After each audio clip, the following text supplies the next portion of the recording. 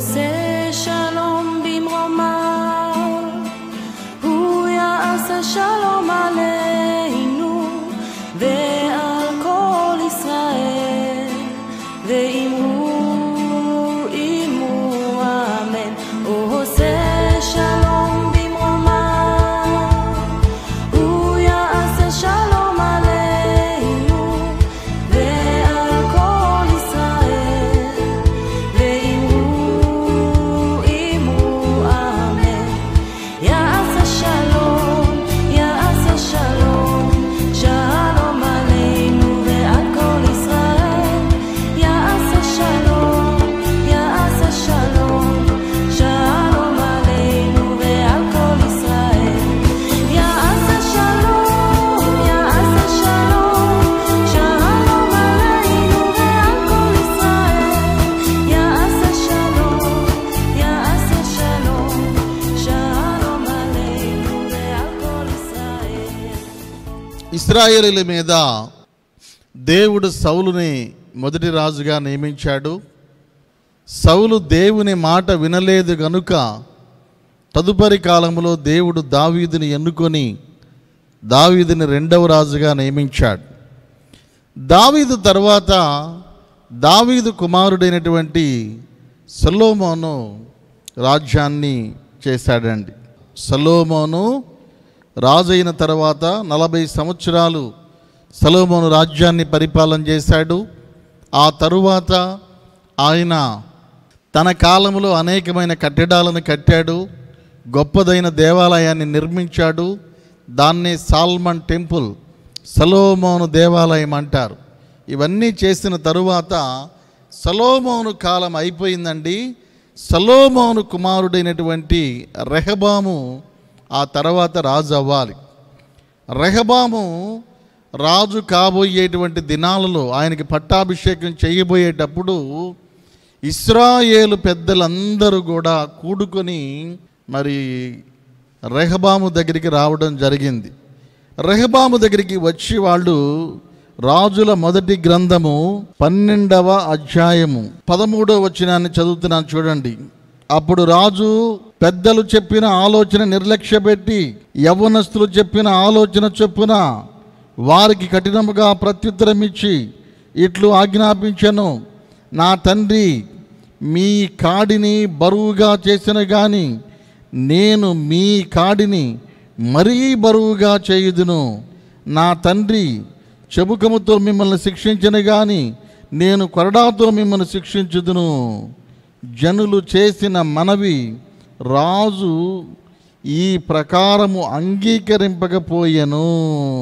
సొలొమోను తరువాత పెద్దలందరూ కూడా సొలొమోను కుమారుడైనటువంటి రెహబాము దగ్గరికి వచ్చి రెహబాముతో ఏమన్నారంటే, బాబు పన్నులు కొంచెం తగ్గించు, మేమందరం అప్పుల్లో గురుకుపోయాం, మేమందరం చాలా ఆర్థిక ఇబ్బందుల్లో గురుకుపోయాము, కనుక మీరు కొంచెం పన్నులు గనక తగ్గిస్తే మీ తండ్రికి సేవ చేసినట్టు మీకు కూడా మేము సేవ చేస్తామని పెద్దలందరూ కలుసుకొని వచ్చి రాజు అయినటువంటి రెహబామును అడిగారంటండి.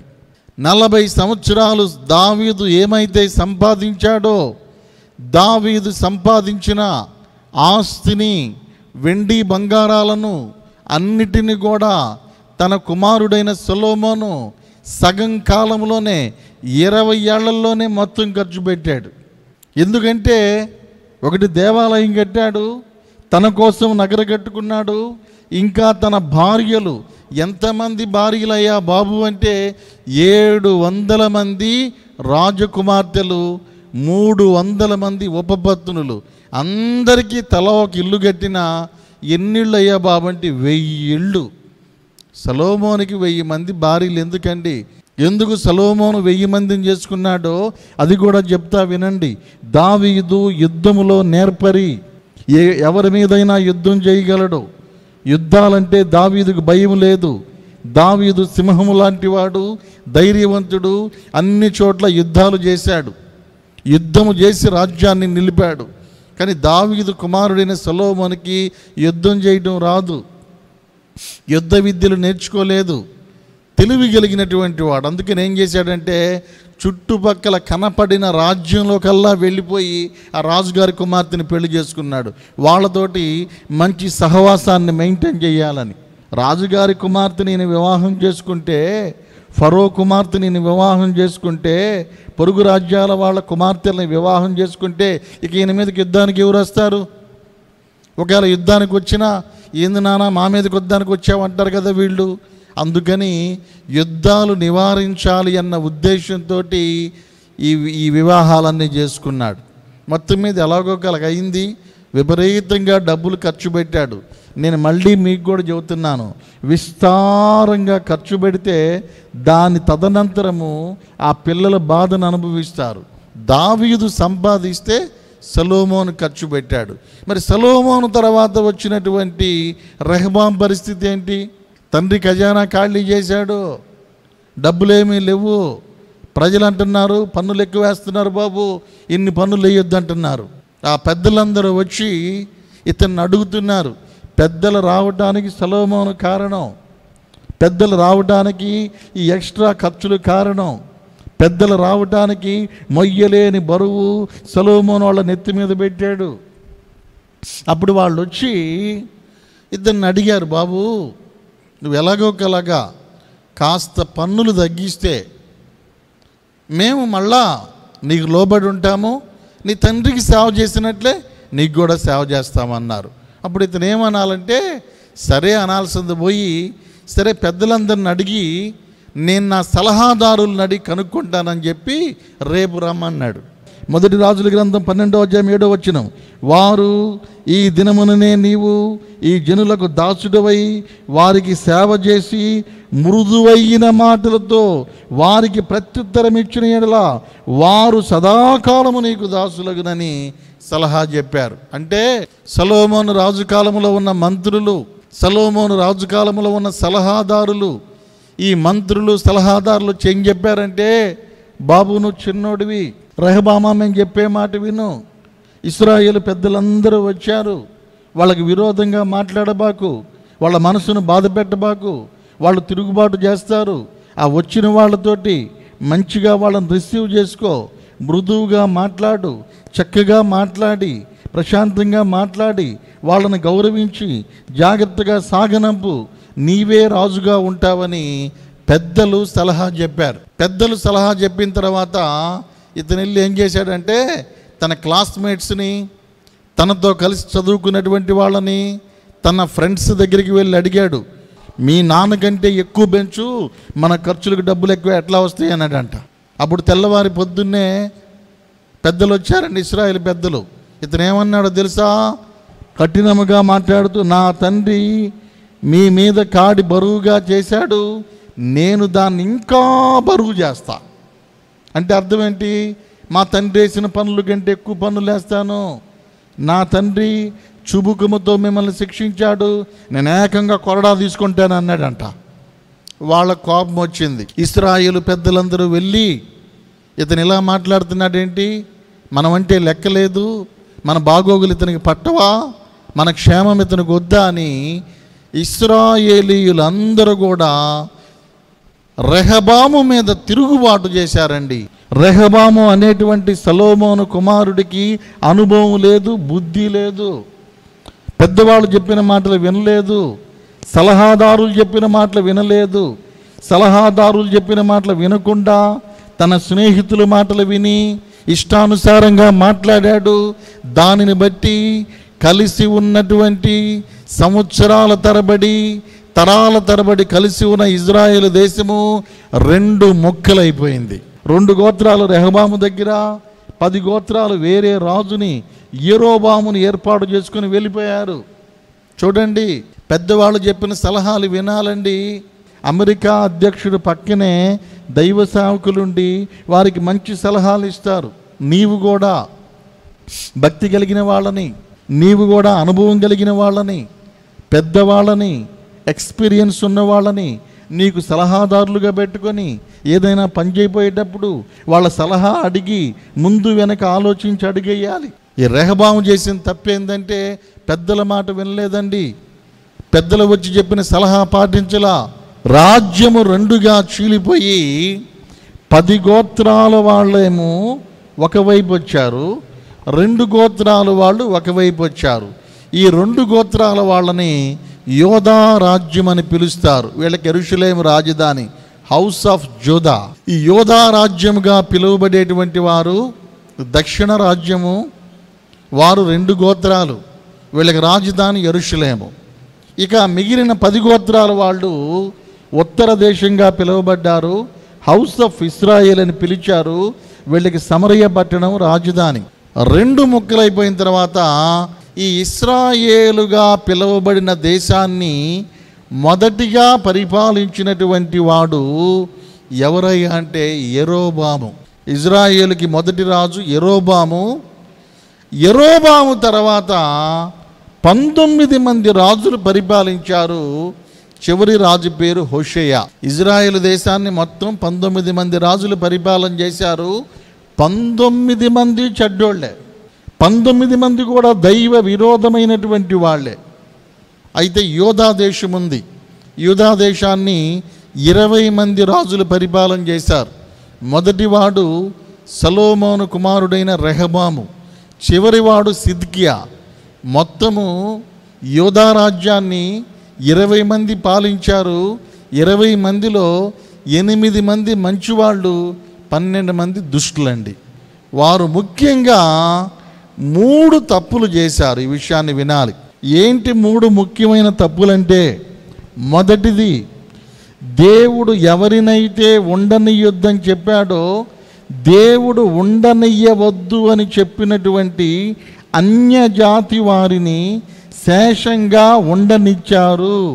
సంఖ్యాకాండము 33వ అధ్యాయము 55వ వచనం. అయితే మీ ఎదుట నుండి ఆ దేశ నివాసులను వెళ్ళగొట్టని ఎడల మీరు వారిలో ఎవరిని ఉండనిచ్చెదరో వారు మీ కన్నులలో ముండ్లుగాను మీ పక్కలో సోలముగాను ఉండి మీరు నివసించు ఆ దేశములో మిమ్ములను బాధ పెట్టెదరు.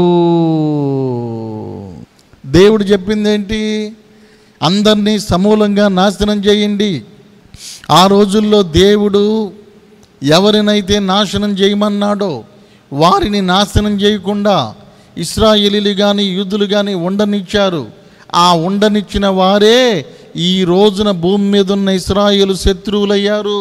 నేను నిన్న చెప్పాను, ఐసిస్ ఉగ్రవాదులు, సిరియా దేశంలో ఉన్న ఐసిస్ ఉగ్రవాదులు కానీ, పాలస్తీనాలో ఉన్న హమాస్ ఉగ్రవాదులు కానీ, ఇశ్రాయేలుకి చుట్టుపక్కల ఉన్నటువంటి ఈ టెర్రరిస్ట్ గ్రూపులందరూ ఎవరంటే, ఆ రోజు దేవుడు తరిమేయమంటే, నాశనం చేయమంటే వీళ్ళు నాశనం చేయకుండా వాళ్ళని వదిలేశారు.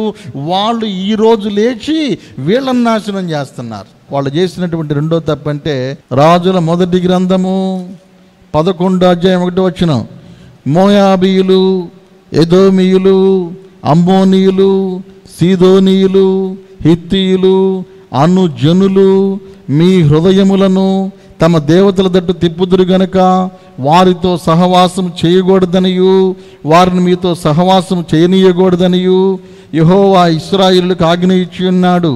అయితే రాజైన సొలొమోను ఫరో కుమార్తెను గాక జనులలో ఇంకను అనేక మంది పరస్త్రీలను మోహించి కామాతురత గలవాడై వారిని ఉంచుకొనుచు వచ్చెను. బైబిల్ ఏం చెబుతుందంటే, అన్య స్త్రీలను నీవు వివాహం చేసుకోకూడదని దేవుడు ఆజ్ఞాపించాడు. అన్య స్త్రీలను వివాహం చేసుకో. ద్వితీయోపదేశ కాండము 7వ అధ్యాయం 3వ వచనం చదువుతున్నా చూడండి. నీవు వారితో వియ్యమందకూడదు, వాని కుమారునికి నీ కుమార్తెనియ్యకూడదు, నీ కుమారునికి వాని కుమార్తెను పుచ్చుకొనకూడదు. నన్ను అనుసరింపకుండా ఇతర దేవతలను పూజించినట్లు నీ కుమారుని వారు మళ్లించుదురు. అందును బట్టి యెహోవా కోపాగ్ని నీ మీద రగులుకొని ఆయన నిన్ను త్వరగా నశింపజేయును. రెండవది, అన్య జాతి స్త్రీలను వివాహం చేసుకున్నారు. ఇశ్రాయేలీయుడు ఇశ్రాయేలీలనే వివాహం చేసుకోవాలి.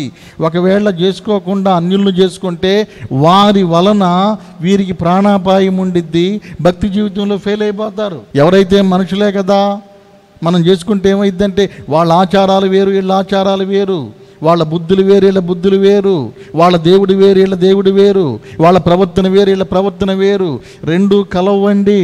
వాళ్ళు ఏం చేస్తారో తెలుసా? వాళ్ళ ఆచారాలు మీకు నేర్పుతారు, వాళ్ళ దేవతల దగ్గరికి మిమ్మల్ని తీసుకెళ్తారు, రాకపోతేనేమో అలుగుతారు, నిష్ఠూరము, మేము మీ దగ్గరికి వచ్చినప్పుడు మీరు మా దగ్గరికి రారా అని అడుగుతారు. అందుకని దూరంగా పెట్టమన్నాడు దేవుడు. వాళ్ళు మీ కుమారుల మనసు మారుస్తారు. ఒకవేళ మీరు అనొచ్చు, మేమందరి లాంటి వాళ్ళం కాదు, నా రూటు వేరు, నేను తెలివి గల్లవాడని. సొలొమోను కంటే తెలివి గల్లవాడివా? సొలొమోను అన్య స్త్రీలను వివాహం చేసుకుంటే ఆ అన్య స్త్రీలు సొలొమోను యొక్క మనసును మార్చి సొలొమోను లాంటి వాని చేత విగ్రహారాధన చేపించారు. భార్య అలుగుతుందేమో, వెళ్ళిపోతారేమని వాళ్ళని ప్లీజ్ చేయటం కోసం, వాళ్ళని తృప్తిపరచడం కోసం, వాళ్ళని సాటిస్ఫై చేయడం కోసం వాళ్ళు చెప్పినట్టుగా విని వాళ్ళకి గుడులు కట్టించి వాళ్ళకి విగ్రహాలు తెచ్చిపెట్టి వాళ్ళు దోబాలు వేస్తూ ఉంటే దేవుని పట్టణమైనటువంటి యెరూషలేము పట్టణములో భయంకరమైన విగ్రహారాధన ప్రవేశించింది. మూడవ తప్పు ఏం చేశారు అంటే, లేవియా కాండం 25వ అధ్యాయము మొదటి 5 వచనాలు చదువుకుంటే ఇలా ఉండిద్ది. మరియు యెహోవా సీనాయి కొండ మీద మోషేకి ఇలాగ ఆజ్ఞాపించెను, నీవు ఇశ్రాయేలుతో ఇట్లనుము, నేను భూమికిచ్చుచున్నటువంటి దేశములోనికి మీరు వచ్చిన తరువాత, మీకిచ్చుచున్న దేశంలోనికి మీరు వచ్చిన తరువాత ఆ భూమి కూడా యెహోవా పేరిట విశ్రాంతి కాలం ఆచరింపవలెను.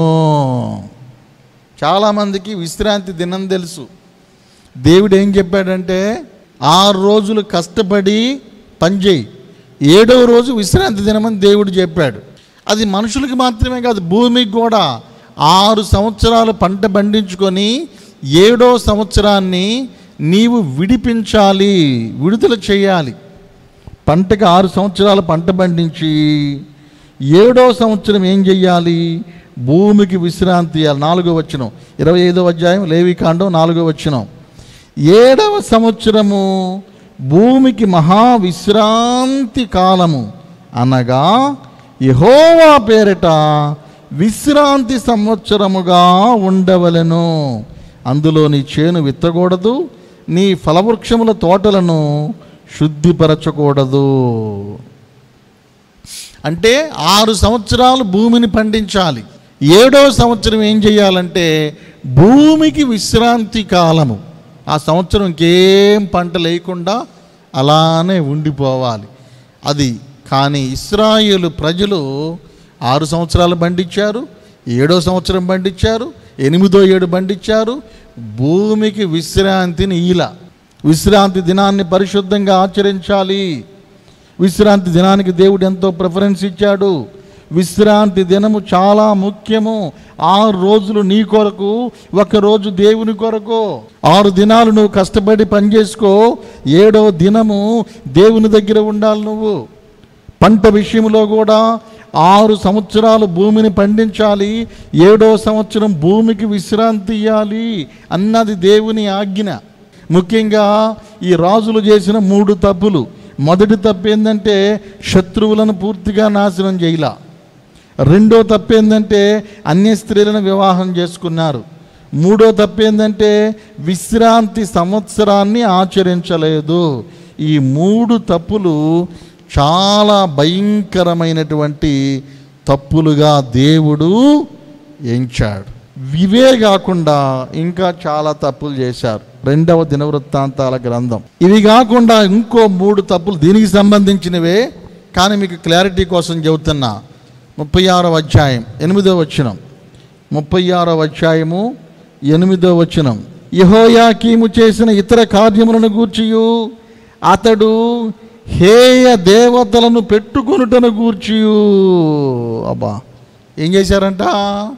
హేయమైన, దేవునికి విగ్రహం అంటే హేయము, దేవునికి విగ్రహం అంటే అసహ్యము.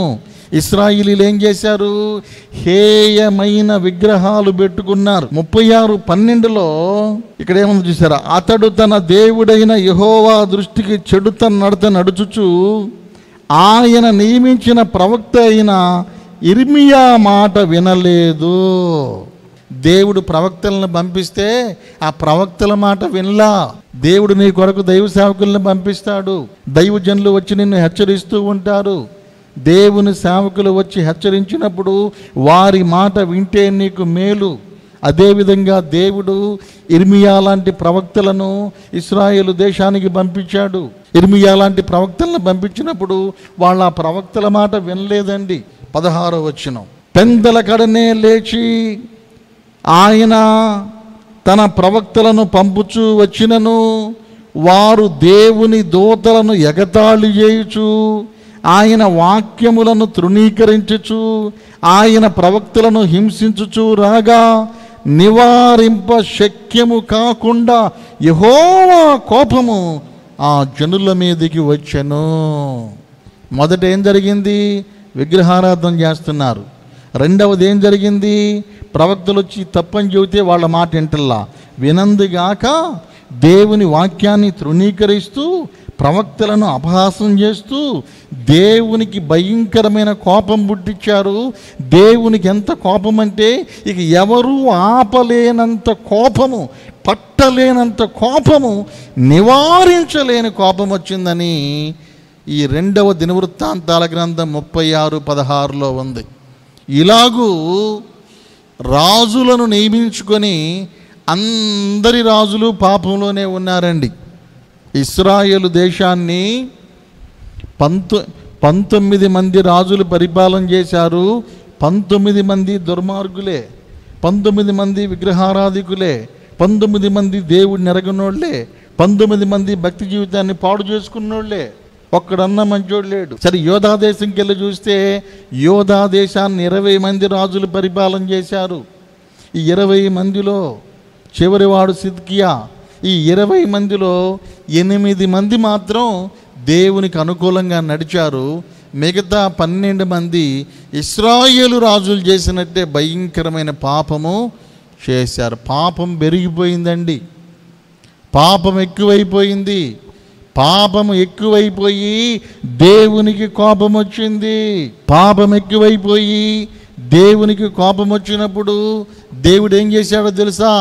ఇశ్రాయేలు దేశం మీదికి దేవుడు అష్షూరు రాజును పంపించాడు. క్రీస్తుకు పూర్వము 722 BC అష్షూరు రాజు 2వ సల్మనేర్ అనేటువంటి ఆయన వచ్చి ఈ ఇజ్రాయేలు దేశం మీద పడి హోషియాని ఓడించి ఇశ్రాయేలు ప్రజలందరినీ చంపివేసి కొంతమందిని చెర తీసుకొని ఇశ్రాయేలు దేశం లేకుండా తీసుకెళ్ళిపోయాడు. ఇజ్రాయేల్ దేశం నేలమట్టం అయిపోయింది. ఇజ్రాయేల్ దేశం లేదు. తర్వాత 586 BC క్రీస్తుకు పూర్వం 586వ సంవత్సరం బబులోను రాజైన నెబుకద్నెజరు యెరూషలేము మీదకి దండెత్తి వచ్చాడు. బాగా అర్థం చేసుకోవాలి. సిరియా దేశం వాడైనటువంటి 2వ షల్మనేరు ఇజ్రాయేల్ మీదకి వచ్చి ఇజ్రాయేల్ దేశాన్ని నేలమట్టం చేసి వాళ్ళని తీసుకొని వెళ్ళిపోయాడు. ఎప్పుడు? 722లో. ఆ తర్వాత కొంతకాలానికి 586వ సంవత్సరం BC యేసుక్రీస్తు వారి కంటే 586 సంవత్సరం ముందు నెబుకద్నెజరు రాజు, ఇతను బబులోను రాజు అనగా ఇరాక్. ఈ బబులోను రాజు యెరూషలేము మీదకి వచ్చి యెరూషలేము మీద యుద్ధం చేసి యెరూషలేము గోడలు పడగొట్టి యెరూషలేములో ఉన్నటువంటి ఈ పెద్ద సొలొమోను దేవాలయాన్ని పడగొట్టి రాళ్లను పడగొట్టి ఆ దేవాలయములో ఉన్న బంగారు పాత్రలు, నేను నిన్న చెప్పాను కదా, 3000 టన్నుల బంగారం అందులో ఉంది.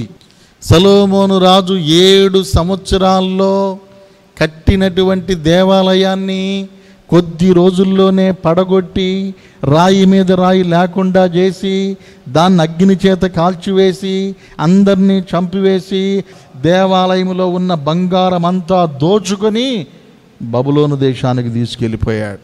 దేవాలయం పడిపోయింది. క్రీస్తుకు పూర్వము 953లో సొలొమోను కట్టిన దేవాలయము 586 సంవత్సరము పడేసేశారండి. సుమారు 367 సంవత్సరాలు నిలబడింది దేవాలయం. 953లోనేమో సొలొమోను దేవాలయం కట్టాడు. 586లోనేమో నెబుకద్నెజరు పడేశాడు. 953లోనేమో అన్ని బంగారపు పాత్రలు దేవాలయంలో పెట్టాడు సొలొమోను. నెబుకద్నెజరు వచ్చి అవన్నీ ఎత్తుకుని పోయాడు 586లో. దేవాలయం పడిపోయింది. పడిపోవటం మాత్రమే కాదు, అగ్ని చేత కాల్చివేశాడు, గోడల్ని కాల్చివేశాడు, దేవాలయానికి నిప్పు పెట్టాడు, కొన్ని వేల మందిని చంపాడు, లక్షల మందిని చెర తీసుకొని వెళ్ళిపోయాడండి. సుమారు 10 లక్షల మందిని ఆయన తీసుకొని వెళ్ళిపోయాడు. అటువైపున సిరియా వాళ్ళు వచ్చి ఇజ్రాయెల్ దేశాన్ని నాశనం చేశారు. ఇటువైపున నెబుకద్నెజరు బబులోను వాడు వచ్చి యూదా రాజ్యాన్ని నాశనం చేశాడు. అటు సిరియా దేశము వచ్చి అటువైపు నుంచి యుద్ధం చేసింది, నెబుకద్నెజరు వచ్చి ఇటువైపు నుండి యుద్ధం చేశాడు. ఇశ్రాయేలీలందరూ కూడా అష్షూరు చెరగిపోయారు. యెరూషలేము వాళ్ళు ఉన్నట్టు యూదులందరూ కూడా బబులోను చెరగిపోయారు. ఇశ్రాయేలు దేశం ఖాళీ అయిపోయింది. ఇజ్రాయేలు దేశం పాడు దిబ్బైపోయింది. ఇజ్రాయేలు దేశం నాశనం అయిపోయింది. బైబిల్ చెబుతుంది, పాపము వలన వచ్చు జీతము మరణం. రోమా పత్రిక 6వ అధ్యాయం 23లో పాపము వలన వచ్చు జీతము మరణము. ఇశ్రాయేలీలు పాపం చేశారండి, దేవుని మాట వినలేదు. దేవుని మాట విననందువలన, దేవుని ఆజ్ఞను ధిక్కరించినందువలన ఇశ్రాయేలు దేశం నాశనం అయిపోయింది. యూదా దేశం కూడా నాశనం అయిపోయింది. ఇశ్రాయేలు వాళ్ళు 722లో క్రీస్తుకు పూర్వము అష్షూరు రాజు చెరకెళ్ళిపోయారు. యూదులు 586లో బబులోను చెరకెళ్ళిపోయారు నెబుకద్నెజరు రాజు యొక్క నాయకత్వంలో. ఇశ్రాయేలు దేశము సర్వనాశనమయ్యి పాడు దిబ్బగా మారిపోయి శవాల గుట్టలు పడిపోయినాయి. వాళ్ళు గొప్పగా చెప్పుకునే దేవాలయము నేలమట్టమైపోయింది. దీనికి కారణము దేవుని మాట వినకపోవుట. ఇశ్రాయేలీలకు దేవుడు ఆశీర్వాదం ఇస్తానని వాగ్దానం చేశాడు. ఒక కండిషన్. ఏం కండిషన్ అంటే దేవుని ఆజ్ఞకి లోబడాలన్న కండిషన్. నీవైనా అంతే, దేవుని మాట వినకపోతే, దేవుని ఆజ్ఞకి లోబడకపోతే దేవుడు నిన్ను నిర్మూలించి పాడు దెబ్బగా చేస్తాడు. శత్రువులది పై చేయద్ది. దేవునికి కావలసింది ఆయన మాట వినేవాళ్ళు. ఇశ్రాయేలు రాజులు కానీ యూదా రాజులు కానీ భయంకరమైన పాపం చేసి దేవుని కోపం పుట్టించి దేవుని శిక్ష వచ్చేటట్లుగా చేస్తే ఇశ్రాయేలు దేశాన్ని దేవుడు సర్వనాశనం చేసి దేవాలయం కూడా కూలిపోయేటట్టు చేశాడు. కారణం ఏంటంటే పాపం. పాపము వలన వచ్చు జీతం మరణము. కానాను దేశము ఇశ్రాయేలీలకు ఒక కండిషన్ మీద దేవుడు ఇస్తానన్నాడు. ఏంటా కండిషన్ అంటే దేవుడి మాట వినాలి. ఈరోజు ముఖ్యంగా గుర్తుపెట్టుకోండి, ఉమ్మడి రాజ్యము. సౌలు కాలంలో రాజ్యం ఉమ్మడిగా ఉంది, దావీదు కాలంలో ఉమ్మడిగా ఉంది, సొలొమోను కాలంలో ఉమ్మడిగా ఉంది. సొలొమోను తరువాత రాజ్యం రెండుగా చీలిపోయింది. ఒకటి ఇశ్రాయేలు, ఒకటి యూదా. యూదాకి యెరూషలేము, ఇశ్రాయేలుకి సమరయ రాజధానులు. కొంతకాలం అయినాక అందరూ పాపంలో పడిపోయాడు. ఇశ్రాయేలునేమో నెబుకద్నెజరు చెరక తీసుకెళ్ళిపోయాడు 586లో. ఇటువైపునటువంటి ఇశ్రాయేల్ దేశాన్నేమో సిరియా వాడైనటువంటి రాజు చెరక తీసుకెళ్ళిపోయాడు 722లో అష్షూరు చెర. కనుక ఈ విషయాలు గుర్తుపెట్టుకొని ఇశ్రాయేలు రాజుల పాపము వలన దేవాలయం కూడా నాశనం చేయబడింది. తర్వాత ఏం జరిగిందో రేపు మనం చూద్దాం.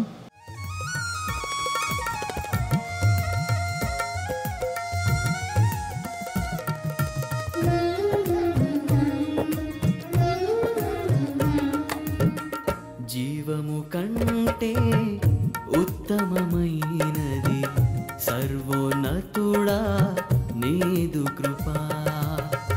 జీవము కంటే